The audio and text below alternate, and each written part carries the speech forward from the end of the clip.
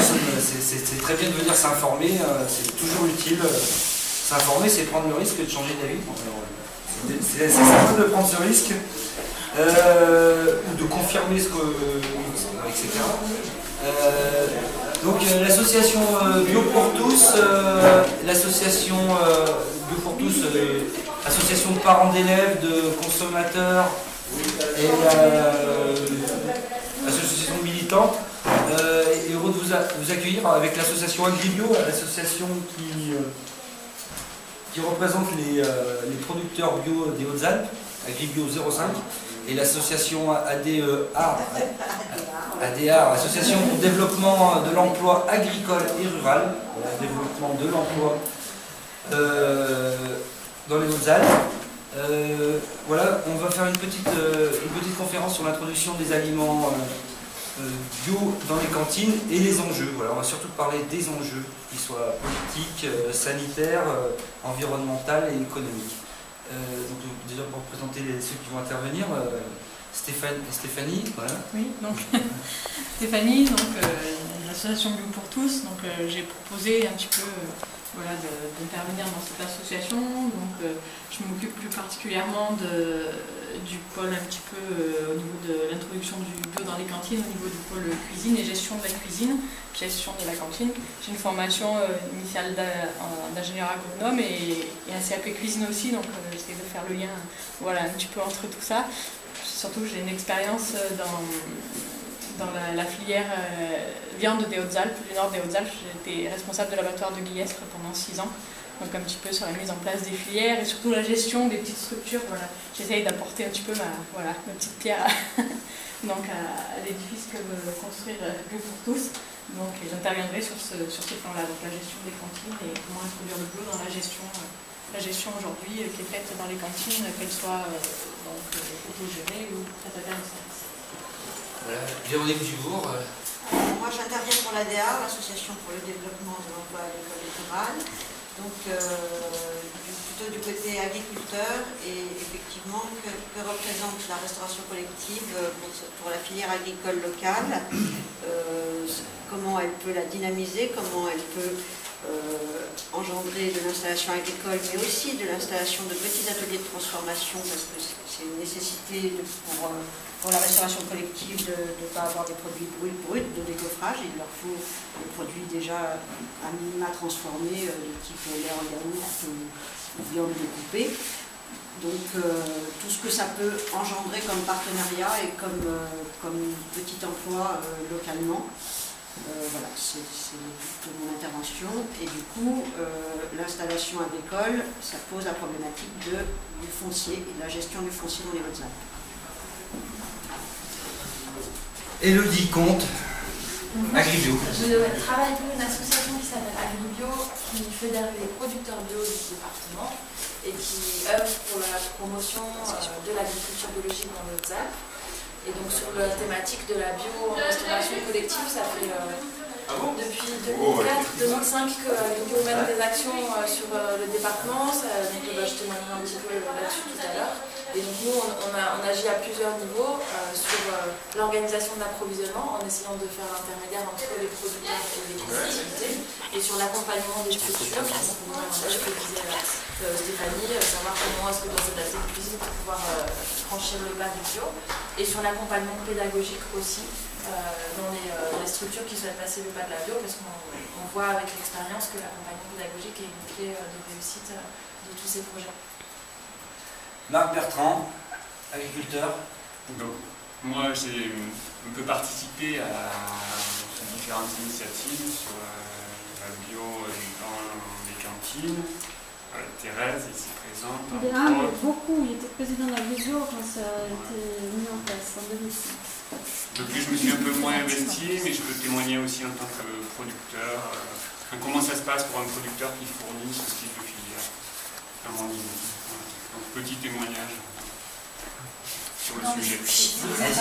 Non, c'est une très bonne place. Bravo de l'apprendre.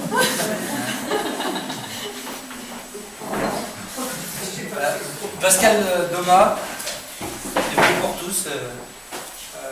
Je ne fais pas partie de l'association, si ce n'est j'en fais partie de beaucoup pour créer du lien. Je me nourris, mais j'essaie de nourrir aussi les gens en créant du réseau. Donc cuisinier, éducateur de goût, on est une brochette de 6 et on est tous incontournables. On est des maillons, comme vous êtes des maillons. Et voilà. La cuisine, c'est une chaîne.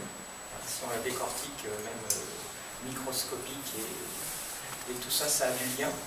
Ça fonctionne d'une certaine façon. Et en cuisine, c'est la même chose, c'est de la chimie.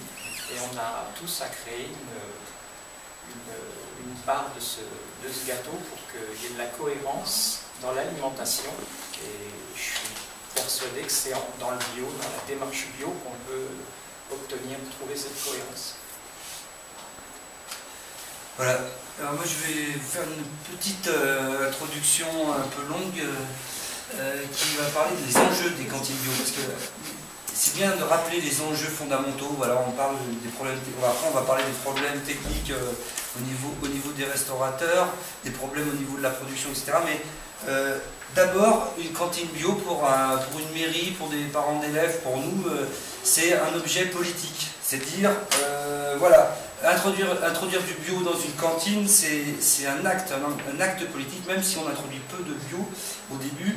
C'est reconnaître les bienfaits de l'agriculture biologique. Et quand on reconnaît les bienfaits de l'agriculture biologique, forcément, on reconnaît aussi que l'agriculture chimique a beaucoup d'inconvénients.